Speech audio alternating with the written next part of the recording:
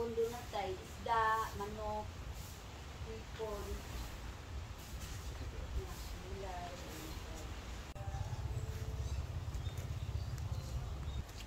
Pagka senior citizen, local, or sa local or PWD, saka 7 years old below, wala talagang bayad dyan sa buong kantin.